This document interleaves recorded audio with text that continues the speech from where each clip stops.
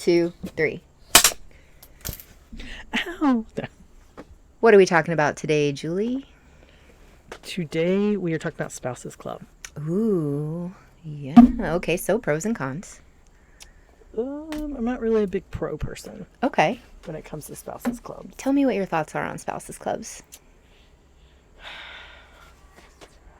I think that Spouses Clubs can get a little cliquey. Okay. They serve a good purpose Yes. and have good intentions. Okay. What purpose does a spouses club serve? Because not all duty stations have Spouses Clubs. spouses clubs. They really serve a purpose for a place for spouses to meet other spouses, to volunteer, and to do things to help the unit or even in the community that you live in. Sure. Does that always happen? Not always, but they plan different meetings for you to have fun things to do with spouses and hang out and meet other spouses, which is great. And that is great if that's all that happens. Right. But we know that's not the case. Right. So it can also turn into cliquey community groups of drinking women who form highly opinionated thoughts that get vocalized rudely, and a separation between spouses of officers and enlisted. That already sounds like us. We just need officers. Well, I feel like, I feel like it starts out really well intentioned. Absolutely. I feel like the intention is always good. Right. It is a way to bring like-minded people together into specialized groups under the umbrella of a safe, command-supported club. Well, they're not always command supported. Right. Let's throw that out there. But I feel like it's the shared thing. Like we all share the same life. Like we all share the same thing. We all live this coasty lifestyle, right? We all have spouses that are like, and because it is like unit specific, we've had spouses who are all doing the same things, right? The same jobs, doing the same things. They all work together. So we kind of get a chance to put a name with the spouses of the faces like we hear about, right? Sure. However, I do think that sometimes it gets out of hand. Right. And it does turn into very cliquey, and I think people feel excluded because they don't feel like it's not inclusive. Right. When a spouses club turns to like cliquey groups, it doesn't become inclusive, and then people stop going, and then that's how they fall apart. Right. Okay, so it can be as well intentioned as, hey, who wants to join a book club? Who wants to join a wine touring tasting club? Yeah. Who wants to join a after-school children's group club? Right. So there are lots of subgroups, like Adventure in the City Club, roller skating club, or whatever. There are lots of little subgroups where you can find like-minded people from your area that is Coast Guard related, so other coastie spouses. Right. And people who love to do what you do. You love to adventure? Awesome. I do too. You love to go on hikes? Fantastic. We're in the hiking club. There are a lot of benefits to it. When it gets out of hand is when those subclubs become sub-clubs of, well, this was a book club, but now it is the officers' book club. Now it is the enlisted book club. Maybe it started out as a book club, but now it's just an excuse for women to get together and start drinking at 10 a.m. Yeah. And that's where things can get out of hand and messy and convoluted very quickly. Well, then you also have the money aspect. Sure. Because there are dues. Right. You do pay dues, and you do. It is like an HOA because there is. It is very much an HOA. Yeah, I mean, there's a bylaws committee, there's a president, a vice president, a secretary, a treasurer. I mean, it is very much an HOA and for there housing. is a national spouses club group that you have to apply for your charter. It's almost like a sorority, right? And I do not do sororities, like right. Well, and that's the problem with sororities, is it's a fad way to get together and it seems fake, right? It can come Right. off very fake. It can come off Yes. very like Cultish. superficial. Cultish. I will say there is one like redeeming benefit for sororities, and I don't want to bash sorority girls Right. or anything. They do have networking, Amazing. amazing networking, Yes. A sisterhood. opportunities. It's a sisterhood. It's opportunities Yes. that they provide. It's almost like a key to a lock to help you succeed in life, I right? love that. So, and like you get an extra key, or it's like Plinko, like you get an extra disc to drop in to try and win, Right. right? So it's just a hand. It's a hand up, really, Right. to help. And you know what? I'm not hating it. If you have a way to get a hand up over the competition, take it. Right. Why not take it? And sororities provide that. Spouses clubs do not. We're not networking for any reason, Well, okay, we could say that. We could also say that if you find, like we always say, find your tribe, right? Find when you get to a new duty station, you will find your tribe. Well, if you're introverted, it may be difficult for you to find your tribe. A Yes. spouses club that has a book club, we'll say, may afford you, as being an introvert who loves to read, the opportunity to do a small part of an extroverted activity, which is go to a book club. But then you find other introverted book lovers as well, and now you found your tribe. So there are benefits to it if it is run appropriately and with good intentions and one for all for one. You know what I mean? Yeah, but also with the turnover rates that we Right. have, That's true. that's hard to guarantee that it's going to maintain Right. that, because you get one person who is like, yeah, no, let's start, doing Drinking at 10. Yeah, let's do this. Let's go party. Let's go do, other things, and not include the people who are, the other spouses. Let's go, Yeah. let's have like us 10 people go do this under the guise of it being a spouses club function, where Right. reality, you just want to hang out with your friends, and you can call it a spouses club function so that you can explain to your spouse, like, yeah, I've got to go do something I have for an the event. spouse. Yeah. Have an event for the spouses club. Right.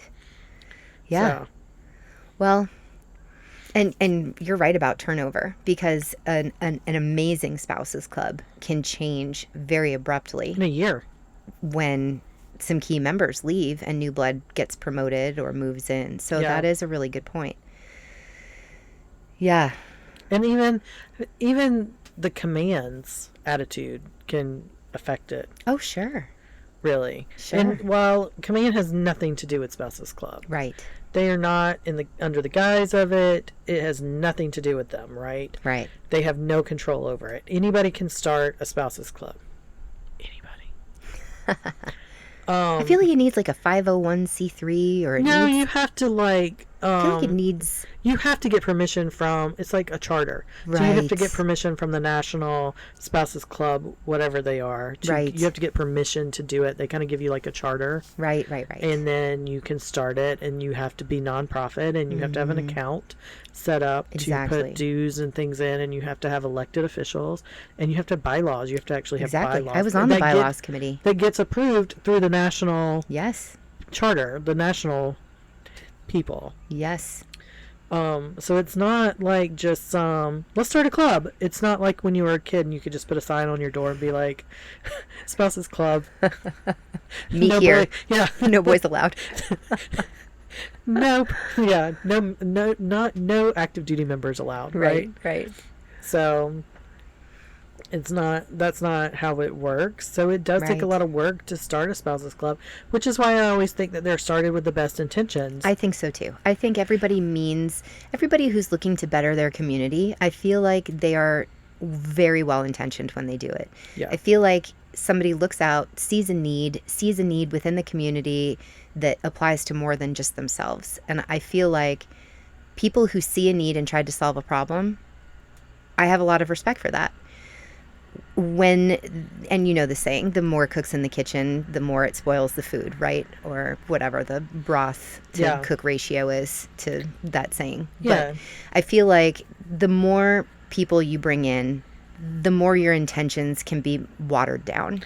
Right. And then you also have the situation where you either have people who want to volunteer as officers, or you have the people who just do it because you need somebody to volunteer. Right. And when you have it to where I didn't really want to do this position, but they needed somebody, they're not going to give it their full attention. And when that starts to happen, I think it goes downhill from there. Right, but that could also be part of how the clique aspect comes in, right? Yeah. So we'll say the popular girl is now president and the second popular girl is now vice president, and they're like, "Oh, Cindy, will you join? You could be treasurer." And now you have a clique. Yep. And they're in charge. Right. Yeah, and that's where it gets scary.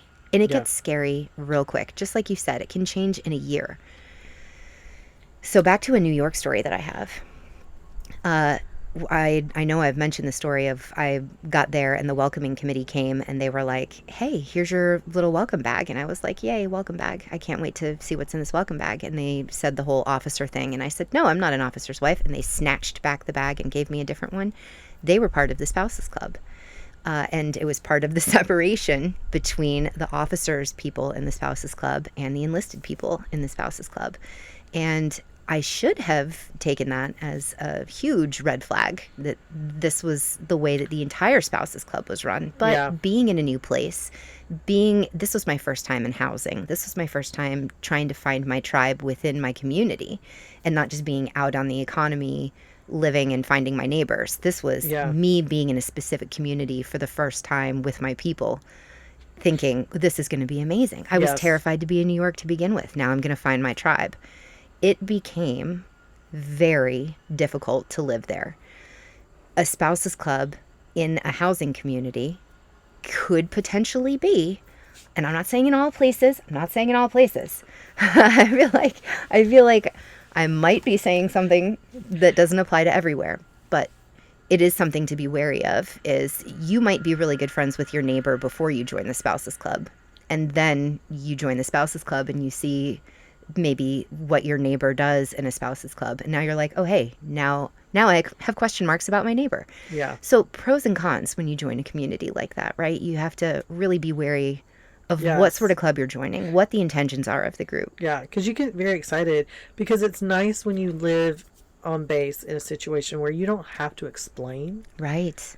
What your spouse, like, well, why are they going on deployment? Well, how long? Like, you don't have to explain. When you don't have to explain what your life is. Exactly. It's a nice change from having to have to explain it every single time you move, to the neighbors, to the people, it's nice when people just get it. Exactly. And it's nice when people get it when they're all in the same community. Here it's a little different because we all tend to come from different backgrounds. Mm-hmm. Like Mike never training center before, right? Right. Yeah. No, he's never been on a training center. This is our first time out of an air station. Mm-hmm. I really miss air stations, by the way. This is our first time not at an air station and living on base. It's a completely new world. It's a whole new world for us. Right. And a lot of people are that way. All the CCs come from vastly different backgrounds, which make them all amazing. Right. All of mission support, like those people all tend to be within the same field. Like the yeomans are all, mm-hmm. and the SKs and all of those people who are all amazing. They at least have the same job, but they may not have ever been in a training center before. Right. Or they may never have lived on base. It just depends on, training centers are totally different than everything else. And so this tends to be more of a hodgepodge of people, I feel like. I agree. Whereas when you are out not at a training center, it's more homogenous. It's more... That's a good point. Like, at an air station, you have your pilots, you have your flight mechanics, you have your rescue swimmers, and then you have all that support staff, which, thank you, support staff. You guys are super important. So, yeah, and then to be able to have people and surround yourself with people for even just an hour, once a month, who get it. Yeah, who just is understand. a nice thing. It is. But then when you add we have to pay the dues, which usually dues are not a lot, but if you're on a fixed income, sure, I don't think it's going to break the bank. Right. But it, And then you kind of go to, well, my spouse is, enlisted. I feel like you need to drop all of that when you go into the 100%. spouses club. Well, and our very first podcast was on spouses shouldn't wear rank. And they really shouldn't in a spouses club. They shouldn't ever. We are not wearing the uniform. We are just the support staff behind our active duty member. Hello, my name is Julie, and that's it. There should be nothing. Yes. I am the wife of. And we've talked about that. We connect on where our spouses work, what they do, based because that's how we frame. That's how I know you. Exactly. But when it comes to spouses club, no. Yes. It shouldn't matter. No, and I think so often we as spouses, and I know you've heard this before, I've heard it before, I've experienced before. I'm afraid to talk to you because you are the commander's wife, or you are the XO's wife, or you are the captain's wife. And you know some captain's wives that you love. I know some captain's wives that I love who are now admiral's wives that I love. And I know them by their name. I don't associate them with Captain so-and-so or Admiral so-and-so. Or Mrs. such and such. It's never... Exactly. They don't get titles. They have names. Exactly. And two, as people, we want to be our own individual person. So why would you not? Yes. Be like, you're Stephanie. You're not Mike's wife. Exactly. You're not your kid's mom. Exactly. You're not your job. You're just Stephanie, who loves raccoons. No, I do love raccoons. And bunny rabbits. Now, this is a pro for spouses clubs. Because, again, not all spouses clubs are the devil. There are spouses clubs out there. People. Oh, okay, I see it now. There are spouses clubs out there. What? What do you see? I'm looking at myself in this, and you can keep this part in. I'm looking at myself, and I have this big boof here. Is it my backpack behind you? It's your backpack behind me. So I'm pointing it out that is a backpack. Is back here. It's not my hair. We are in my workshop. One of the pros of being in a spouses club is you might be meeting a captain's wife or an XO's wife or commander's wives. Know it. And you should have no idea. And I think one of the very first things that I did when I got to New York was I went on a walk. And it was a group walk that I did not know was part of the spouses club. It was just, wives, spouses, whoever, meeting at a certain time at a certain place. And we went on a walk, and it was beautiful, and it was lovely. And I had no idea that the entire time I was talking to the captain's wife. And when I got back, I was like, oh my gosh, I met this amazing woman named XYZ. And my husband was like, oh, is her last name XYZ? And I said, yes, it is. And my husband said, did you know that you just spent that whole hour talking to the captain's wife? And then I died internally. But I shouldn't have died internally. I just had an amazing bonding experience with the captain's wife. Should have been cool. It should have just been cool. Can't wait to see her again. Yeah. Can't wait to see her on Wednesday at 8 a.m. Yeah. And instead it became oh my gosh, now I'm panicking. What do I do with my hands next Wednesday at 8 a.m.? What can I say, what I can't say? Right. Oh my gosh, did I just say something inappropriate? I had to go relive everything that I had said.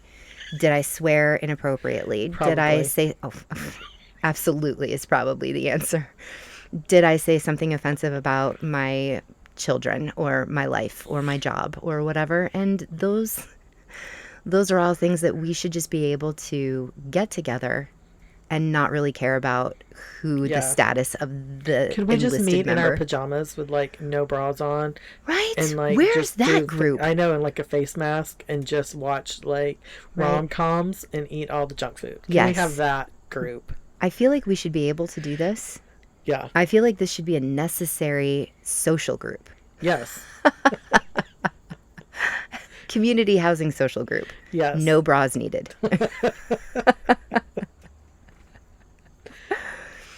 Yes. So pros and cons, right? A pro of spouses clubs, meeting people you would never think to meet, or having full conversations with people that you would be terrified to approach in real life. Right.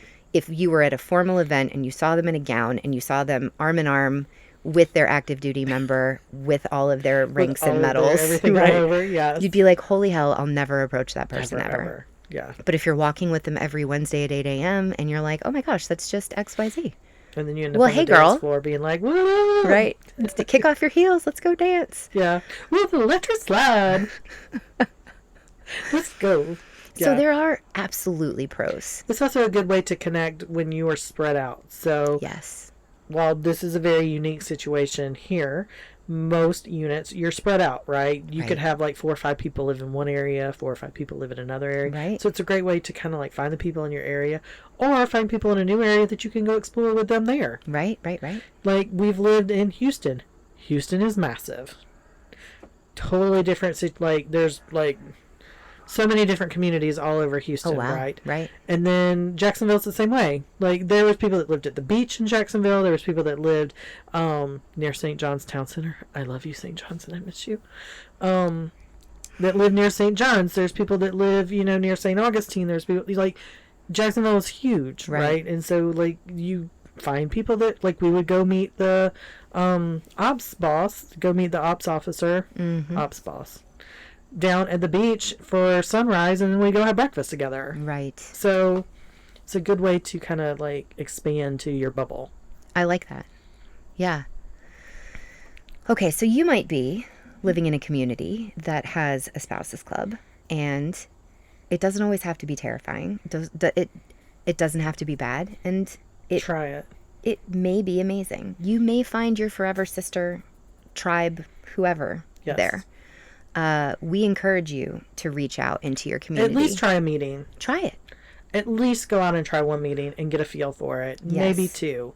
They might have had a bad night. It might have been like the most boring night. Like, they had to go through a bunch of like minutes, meeting minutes, like, all that garbage. Yeah, and hit all that stuff. Right. So give it maybe 1-2 meetings and see how it feels, and then see what kind of, like, if you get like a feel for how it's going. So yeah, we highly recommend. We recommend giving it a try. 2 meetings at least. Give it 2 meetings. Okay, I'm gonna say 3, and here's why. You always say 3. I always say 3. I always say if you're gonna try something new, give it 3 times. Because I do, but here's why. The first one may have been a fluke. The second one, you may have been nervous, and the third one is like, okay, now I've done this a couple of times already. I get it. I can comfortably walk into this situation or watch this very first TV show that I've never seen before. I always give it 3 episodes because you never know, right? 3 is a good number to give something a try, get over your butterflies, and jump in with both feet. And if after 3 you're like, this still isn't for me, hey brother, then it's not for you, right? Yeah.